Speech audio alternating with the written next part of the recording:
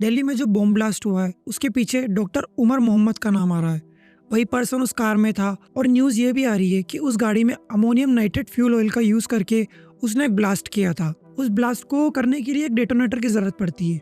अब बाकी इस पे जांच चली रही है। उसके साथ ही डॉक्टर उमर का कनेक्शन फरीदाबाद में पकड़ाए हुए लोग जिनके पास में आरडीएक्स पाया गया था उनके साथ बताया जा रहा है। तो हो सकता है कि ये जो पूरी प्लानिंग थी ये एक टेररिस्ट अटैक है। मेन एक बात और जो आई है वो है पाकिस्तान के इस्लामाबाद से। वहां पर भी एक कार में बॉम्ब ब्लास्ट हुआ है।